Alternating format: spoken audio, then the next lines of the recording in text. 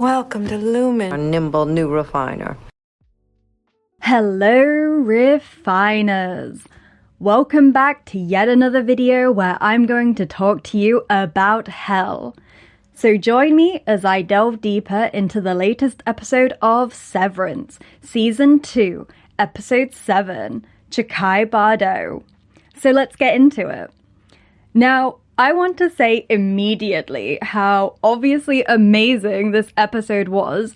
We got so much information that my brain can't even process it all.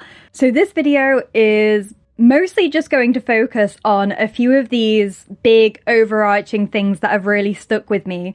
And I'm essentially going to be exploring each of them as deeper dives, theory iceberg type things for each one. So let's start with the episode's title, Chakai Bardo. So the Chakai Bardo is one of the 6 Bardos outlined in the Tibetan Book of the Dead.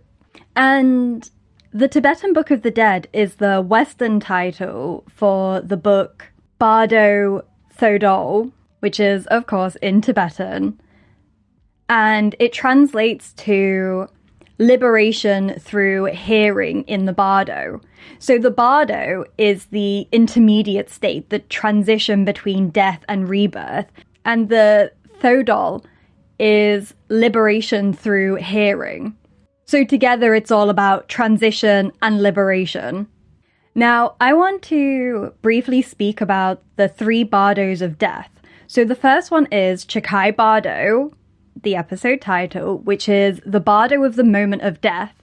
It occurs immediately upon dying, and the individual perceives the clear light of ultimate reality. And if the individual recognizes the light of enlightenment, it offers them a chance of liberation from the cycle of rebirth. Then the second Bardo of death is Chonyid Bardo, I hope I'm pronouncing that right, which is the Bardo of visions, or the in-between state. It happens after death, when the consciousness undergoes karmic projections. The soul encounters deities, illusions, and manifestations of their own past actions. And if one fails to recognize these as mere illusions, they become trapped in suffering. And then the third Bardo of death is the Sidpa Bardo, which is the Bardo of rebirth. And this is when the individual transitions into a new life. So by this point, the person has had previous chances of reaching enlightenment as they've gone through the previous stages of the Bardos. But if that enlightenment is not achieved, then the soul is drawn into another birth by karmic forces. And this stage determines the conditions of the next incarnation, the next rebirth. And it's said that the Bardo of the dying process, these 3 Bardos of death, throughout this process, if you're able to escape from it before the rebirth happens, so you become enlightened, it's said that your mind becomes 9 times more clear than it is now, which I think is just an interesting detail to point out. Now, with these 3 Bardos of death, I think we're seeing these 3 play out in this episode. So I think Mark is in the first Bardo of death, the Chakai Bardo, the episode's title, and we're seeing him go through the moment of, in quotation marks, death, close to death, where the physical self dissolves and consciousness is confronted with the truth of reality. And simultaneously, I think we're watching Gemma go through the Chonyid Bardo, so the second stage, where she's between death and rebirth. And this is where the self is broken down through illusions, karmic visions, and suffering. And then I think Cold Harbor represents the Sidpa Bardo, which is where rebirth happens, where the old identity is fully lost and a new form is created based on external forces. So I'm going to break this down a bit further and explore in more detail how I think Mark, Gemma, and Cold Harbor each represent the 3 Bardos of death. Okay, so starting with Mark, who I think is going through the Chakai Bardo. So in this stage, the individual is confronted with the clear light, the pure nature of reality. And if they're able to recognize it, they achieve enlightenment and can escape the cycle entirely. And I think that's what we see by the end of this episode, where we see Mark waking up to the sunlight obviously coming in and hitting his face. Like, we purposely see the shot of the clear, bright light at the moment he's waking up. So for me, I think this is showing us that throughout the episode, Mark was in this transitional state between death and rebirth, but he was able to recognize that the visions he was having, the things he was experiencing, were just that. They were just visions, hallucinations, and he was able to essentially wake himself up to escape from the death cycle. And I think this is super interesting as well, because obviously this whole episode happened as a result of him trying to speed up the reintegration process. So because it's this like merging of two consciousnesses of his innie and outie, he's almost metaphysically having to process now what's real and what's not. Because obviously up until this point, his outie self has only had like one perception of reality. Like, he obviously thought Gemma was dead this entire time. But now with this reintegration, he's obviously having to like restructure what's real and what's not in real life. Like, what's really going on at Lumon, Gemma's really alive, etc. And of course, the whole Chakai Bardo process is showing us that he's now waking up from this whole ordeal with a new sense of clarity, of self-awareness, of understanding what's real and what's not.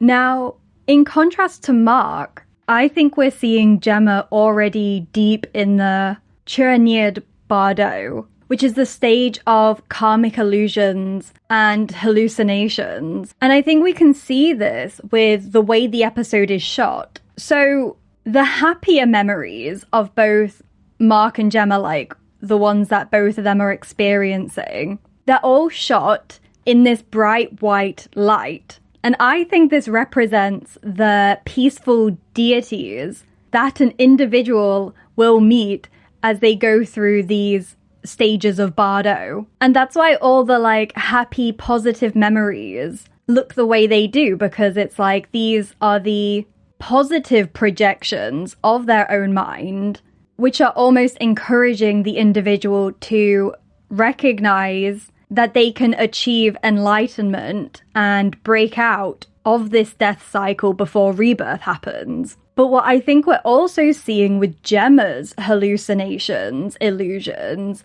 is that we're also seeing the wrathful deities, which are what happens when the individual doesn't recognize that the illusions are just like projections from their own mind, and they become terrifying, and it kind of enforces the person to stay trapped within the Bardos without being able to escape, reach enlightenment, reach liberation. And again, I think the show is explaining this to us with the way it looks, because then we see Gemma's more haunting memories have this red hue to them. For example, this scene where she's having the miscarriage, all of it is just red light. And of course, we end up seeing the blood running down her leg, which again, it's just more red symbolism imagery. And in another scene, which I think might still be Gemma's memories, hallucinations, etc., is when Mark was putting the crib together and then ends up just like pulling it apart, obviously from his like anger, frustration at just the whole situation they're in with like not being able to have a child, and how that's created a lot of like tension in their marriage. But it's this thing again where it's like all the happy memories are in bright white light for both of them, but then all the not so great memories have a red hint to them. Now, as I said, I think the red lit scenes are like the wrathful deities that especially Gemma, I think, is having to face in this episode. But I also think the wrathful deities are not just of her own mind. I think it also represents what Lumon's putting her through, because a lot of her scenes in this episode where she's going into the rooms, she also has this red colouring to her. So like in this shot when she's going into the Christmas room, we see a shot of the radio that's obviously got these bright, warm coloured lights, and she's obviously wearing a red outfit, and then the lighting on her face is again this like warm orangey red toned colour, despite the fact the entire room is Lumon blue. And we see this like red colour symbolism as she goes into other rooms as well. Like earlier in the episode, when she goes into the dentist room, the dentist chair is red, which definitely fits into being a wrathful deity of having to sit in that dentist chair for your whole life, since this Innie's version is just being in this dentist room all the time. And of course, her outfit, again, is a maroon colour, a red colour. And then when she's in the plane room thing, she's again got this more warm red tone to her. And again, the seats are red. So again, it's like each of these rooms, she's having to encounter wrathful deities in each of them. So then moving on to the final Bardo of Death, which is the Sidpa Bardo. This is the stage of rebirth, and I think this represents what Cold Harbor is or will be. So in the Sidpa Bardo, if the soul hasn't escaped the first two Bardos, then the Sidpa Bardo forces them into a new life. So this is where desires, attachments, external forces take over, and the soul no longer has any control in this process. And they are now going to be reborn as something new. They're going to go through a rebirth. So this person isn't going to be the same as they once were. They're now going to be something completely new. And what I think this means for Gemma is, I think this means her outie self, Gemma, as we have now met in this episode, will cease to exist. And I think it's the process of her being reborn as a perfected, permanent Innie. So they don't need the outie self anymore. So it's like this whole process that Lumon seemed to be doing with her is putting her through the 3 Bardos of Death cycle. Now, I already briefly explained my little theory about what Cold Harbor is in my video 2, episode 5. So you can go and check that out if you want more information about my little theory. But essentially, to expand on what I just said, I think the whole Cold Harbor Gemma stuff that they're working on is to refine her Severance chip to the point where all these separate Innies they've created of her are perfectly tamed. So, you know, taming of the 4 tempers. So it's like forcing her to go through all these different terrible experiences in all of these different rooms. And as she's like going through them, the MDR refiners, or just Mark himself, are taming her tempers, her reactions to all of these almost just like rooms of suffering. So then what happens when it reaches 100% is that Lumon will have the power to have this like fully controllable Innie-Only chip within a human body, which they can then use as a vessel, and they don't need her outie consciousness anymore. So it makes space for an external consciousness to be put into her now Innie-Only human physical body. I hope that makes sense. But I think what I'm saying with my little theory here ties into this scene where Gemma asks the creepy doctor dentist man, so what happens once I've been in all the rooms? And he says, you will see the world again and the world will see you. And I think this aligns with my theory, because once they have Gemma as an Innie-Only human body vessel, she will be able to go back out into the world again, but she won't be her. Like, the Gemma, the outie consciousness we have met in this episode, won't exist anymore. She'll basically just be a shell that I'm guessing the board, the Egan family, can use to implant their own consciousness into through the chip. And this is how the Egans, the board, whoever, will be able to live forever into perpetuity. And this is like what James Egan said about his revolving. It's just like a revolving door of human bodies that they can go through, because I think obviously things like physical decay are still going to happen to Gemma's human body. So they can't use Gemma's body forever. So I think what we're witnessing is just Gemma is the test subject where they're so close to achieving this reality of having a revolving conveyor belt of human bodies that they can put a chip into, tame the tempers of that chip to create a perfectly submissive, Innie-Only person, block the outie consciousness off.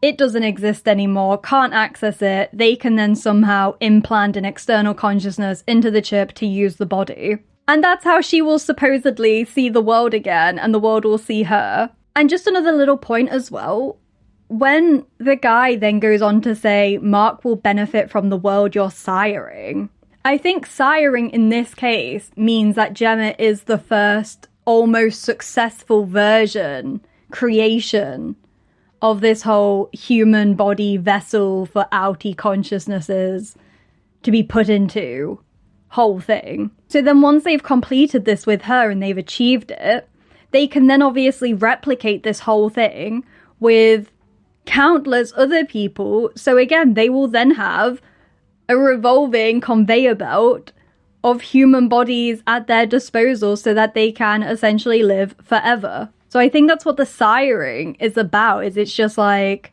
because of the success they're about to have with this whole experimentation with her, they will obviously then be able to replicate it. So then it's almost like everyone that comes after her is like, almost like her offspring in a way. So just as a quick, brief recap, I think this episode is showing us that Mark is in the Chakai Bardo experiencing a shift of consciousness, but he's able to recognize the illusions and wake up and is able to now see things clearly.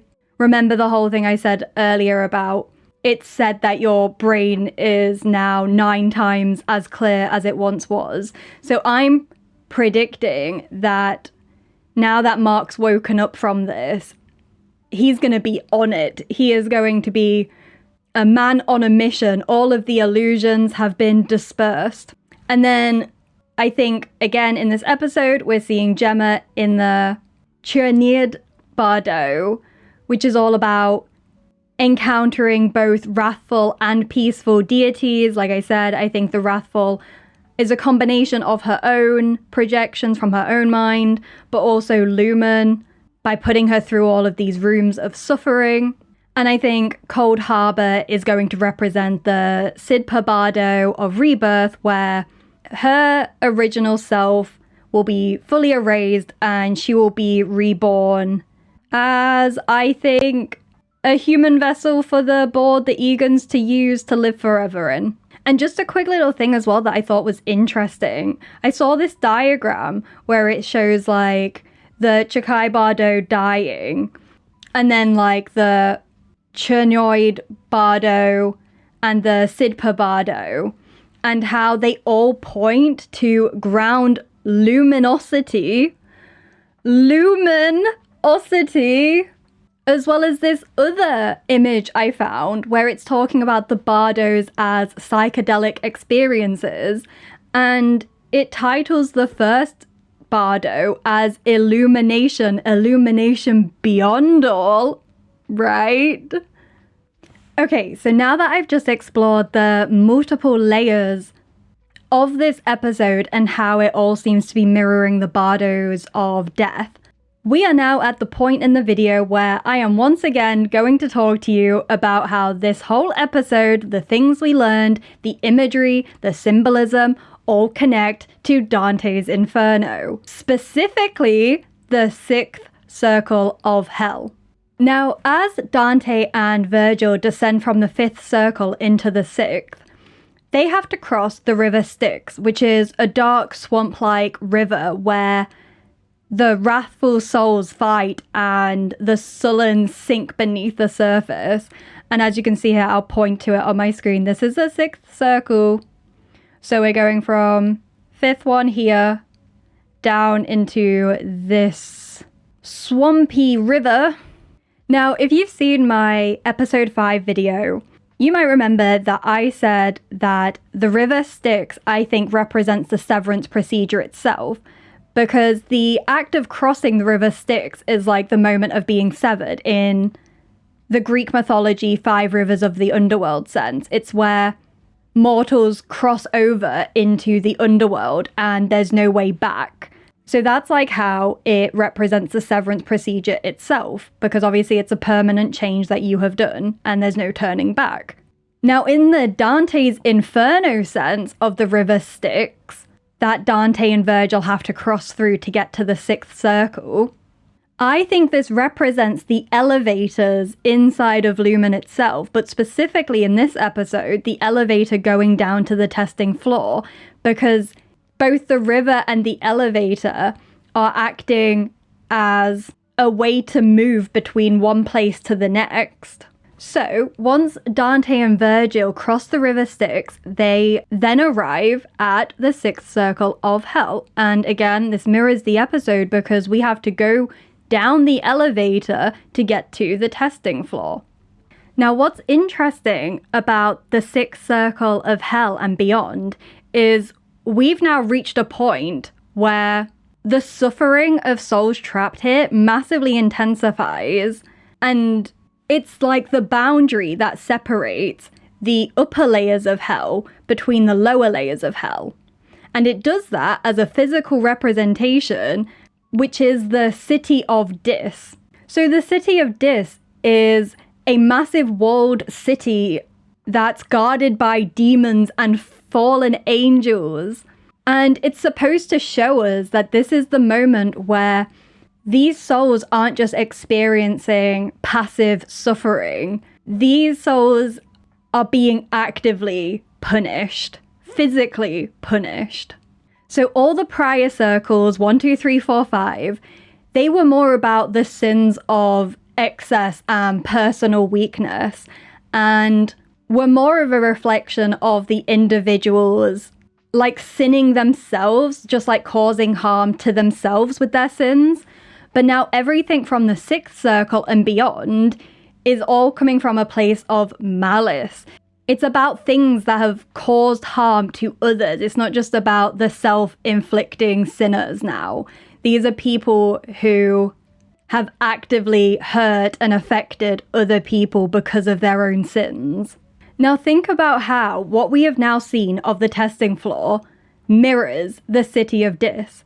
So just like Dis, the testing floor is a fortress that's separating the upper and the lower levels of Lumon, and it is guarded, locked off, and impossible to escape. We see the guards being the Lumon workers. We see Milchik, the creepy doctor dentist man, that other lady. These are all the type of figures that are guarding the city of Dis, the testing floor. And just like Dis, this marks the moment where hell, where Lumon becomes truly torturous. This is where they're now actively hurting people, punishing people, where the things that are happening down there are truly distinct to what we have seen so far. So that separation between the upper and the lower levels of hell. So let's explore who actually ends up in the 6th circle of hell. So this is where individuals who committed the sin of heresy are condemned to. So souls are entrapped in a flaming pit guarded by demons for those who attempt to escape. Oh, as I'm reading that, isn't it just so reminiscent of what we saw this episode towards the end where Gemma tries to escape and she can't? Now in Dante's Inferno, heretics were primarily those who denied the soul's immorality. So heresy specifically is referring to the belief that the soul does not live on after death. And according to Christian doctrine, especially in Dante's time, denying immorality of the soul was considered a grave sin, hence being placed in the sixth circle. Now, what does this sound like? We're talking about life after death, which again ties into the whole death stages of the Bardo. It's all connecting, okay? Now, what's also interesting about the sixth circle of hell is this is where people are trapped in burning tombs, burning graves.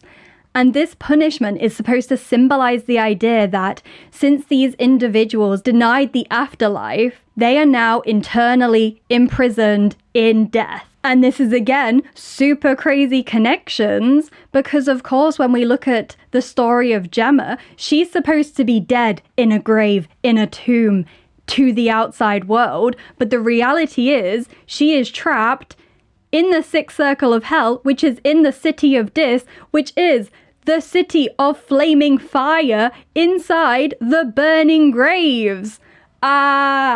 Now this is obviously super interesting because of the layers of connections here.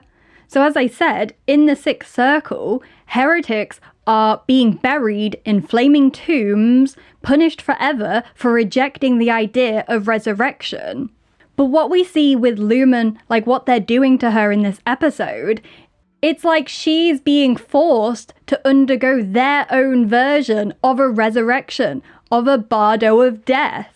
It's almost like she's being punished for not believing in what I think is this clear religious explanation of this rebirth cycle that they're symbolically or even actually just doing it for real to her down on the testing floor. So it's like she is one of the souls in the sixth circle being punished for not believing their version of resurrection. And of course she's trapped in like a burning grave. The imagery, guys, the symbolism. And now another really interesting layered connection is in Dante's Inferno, when Dante and Virgil visit the sixth circle, Dante speaks to one of the souls trapped there, and we get to see how Dante's vision of hell also plays with time. Now, we know this show has got some weird stuff going on with time. So let me share how time is played with in Dante's Inferno. So when Dante speaks to one of the souls trapped there, he finds out that the souls exist in almost a paradox. They retain full knowledge of the past, and they can foresee future events, but they have no perception of what is happening in the present moment. So this is a form of punishment that aligns with the nature of heresy, where these souls rejected the eternal perspective of their life, of having an afterlife, and they are now forced into an eternity where the immediate moment, the present moment, is forever out of reach, right? Now, this is super duper crazy because this is exactly the experience we witnessed Gemma going through on the testing floor. She is stuck in this weird time reality where she's just living each day, going to these different rooms, and she has no idea what the present moment in the outside world is really like. She has no concept of outside world time. That knowledge is being held from her. And it's being manipulated as well. Like we see this scene later in the episode where the creepy Dr. Dentist man is trying to tell her, and he has a daughter now, which is of course keeping her separated from the reality of the present moment. But then this all ties back in to the Death Bardo stages that I think we're also simultaneously exploring in this episode. As we see Gemma reject this illusion. We have a wrathful deity here with the Dr. Dentist man trying to manipulate her. This is an illusion, and we're seeing Gemma recognize that this is an illusion, that she needs to break free in order to escape this death cycle before the rebirth happens. She is rejecting it right in front of us. If you can't tell, I obviously loved this episode. So as a quick little recap for this little theory iceberg section, I think the River of Styx, as we can see here, I hope you can see my mouse on the screen, especially in this episode's case, represents not just the severance procedure itself, but the elevator going down to the testing floor that we have to cross to get down to the deeper, worse layers of hell. So then the testing floor is the sixth circle of hell of Heretics, which is all about forced resurrection, transformation against one's will. And we are now surrounded by the Wall of Dis, the City of Dis, which is a fiery fortress guarded by enforcers who just keep the suffering souls contained and trapped within these lower layers to show the separation between the more minor sinners and the more intense, extreme sinners. But now, let me just take a little step backwards for a moment and explore the time stuff and what we saw Gemma experience in this episode a little bit deeper.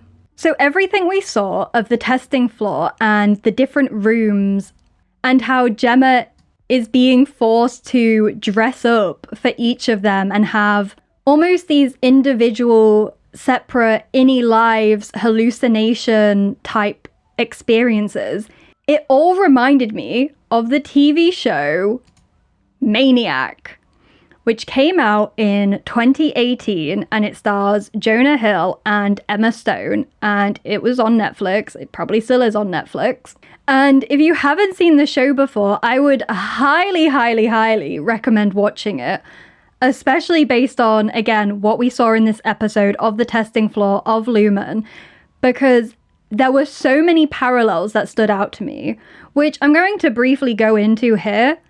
But I'm going to make sure not to go into anything too spoilery or anything, so that if you haven't seen it, you can watch it and enjoy it without me ruining it for you. But I think it's worth exploring the parallels that I noticed between these two shows now, because it might help us to theory craft what actually happened to Gemma, like how she actually got recruited and ended up at the testing floor, as well as what her future and her story might look like going forward. So the core theme, the core storyline of the show Maniac acts as like a dystopian warning about corporations that promise healing but instead exploit trauma for their own ends, normally financial or other selfish personal reasons. And this is a show that explores pharmaceutical experimentation, trauma processing, and the illusion of corporate-driven healing treatments. And it's all wrapped in a very cold, clinical aesthetic that feels very eerie and sterile and also really manipulative.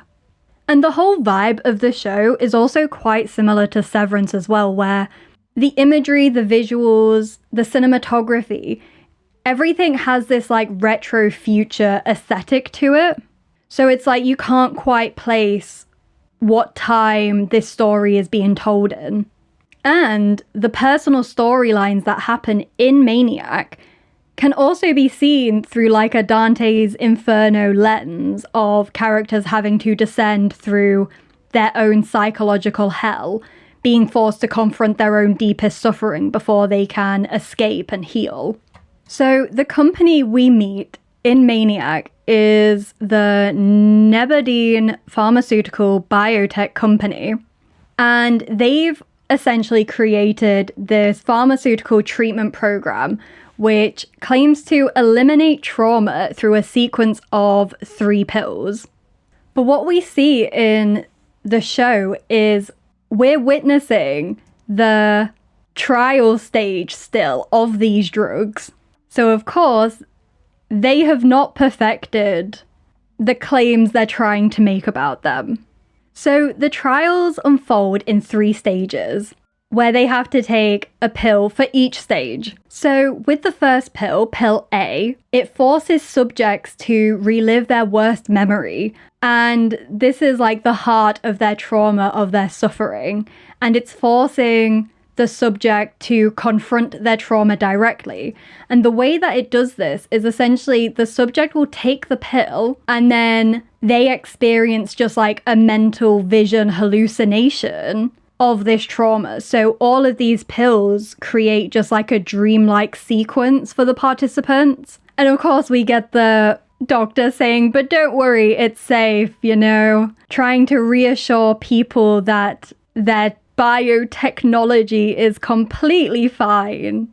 So then the next pill, pill B, is where the subject will enter another dreamlike hallucination, but this one forces them to reveal any of their blind spots that they have within their own brain. So the pill basically pulls out all of these blind spots, self-defense mechanisms that the brain has created because of its trauma, like what the participant experiences with pill A, so that you can finally like confront these barriers and eliminate them so that you can confront and heal from your trauma directly. And as I just said, we then move on to pill C, which is all about confronting all your unresolved trauma, coping mechanisms, etc., with the goal of being able to then heal from it. Now, what makes this whole thing more complicated is not only the fact that we're still in the drug trial process, but the way in which the participants' hallucinations happen are done by an AI computer. So it is all an AI that is identifying, mapping, and creating these hallucination visions for the participants to have to go through in order for them to like confront and then hopefully heal from all of their unresolved trauma. And as I said, I'm not going to talk about what actually happens in the show. I'm not going to spoil it or anything, but I'm sure you can imagine that this whole combination of these new drugs being just in the trial phase and being controlled by an AI computer, it's obviously a recipe for things to not go smoothly. And as I was rewatching this little scene, this is from episode 2 of the show, the doctor says this, he says, you'll be born again, but not as a baby, like talking about how the subjects are going to feel once they've completed this treatment, like once they've gone through all 3 of the drugs. You'll be born again, but not as a baby. This is obviously making me think of Severance so much because it's all about like the innies being like babies. And then we've got all the baby symbolism, all the fertility stuff this season so far, as well as like all the Chakai Bardo stuff and the heresy of the 6th circle of denying an afterlife, being born again but not as a baby. It all connects, okay? I'm not losing my mind. There are serious connections happening here. So let me summarize how I think this all connects.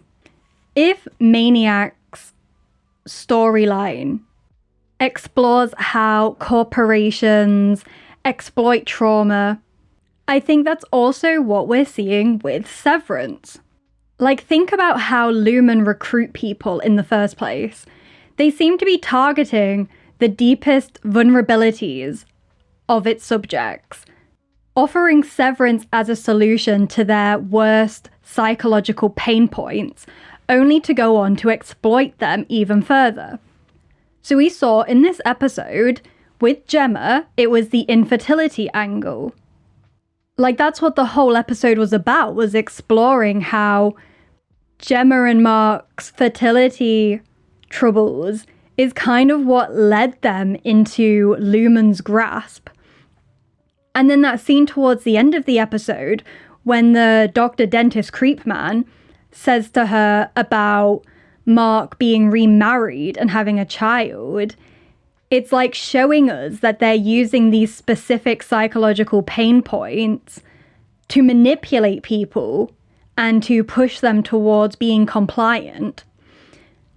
We also obviously see this with Mark being recruited and getting severed. His whole reason was about grief and trauma. And as we saw Mr. Milchick say to him in episode 2 of this season, trying to say, your Innie's happiness will make its way to you, they're obviously selling the whole Severance thing to him as a way to help with this specific psychological pain point, and obviously using it as leverage over him. And then, in the last episode, we heard about Field's and Bert's perspective of Severance, and I think the pain point there for targeting these specific type of religious groups is the fear of damnation. So the pain point, the psychological pain point here, is using like existential dread of what might happen in the afterlife. So like targeting people's weaknesses, the things they feel insecure, uncertain, scared, worried about.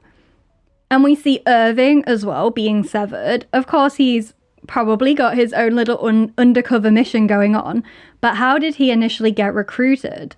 There's obviously hints he might have been in the Navy or something similar, so it could have been from like a PTSD trauma type angle as well. And then we also see with the ultra wealthy having the severance chips, the senator's wife Gabby using it as a way to avoid actual physical pain points as well as mental pain points by using her Innie self to give birth. So it's like, again, targeting the specific psychological or even physical pain points of these people and then selling them the idea of severance solely based on that. So we are seeing all these different ways in which Lumon are able to specifically target and identify people's psychological or physical pain points and then use those pain points as a way to convince them, sell them on the idea of severance. And then what I explored with the 3 drugs in the show Maniac of A, B, and C, I think this also directly mirrors the 3 Bardo death stages that I, of course, earlier explored in great detail.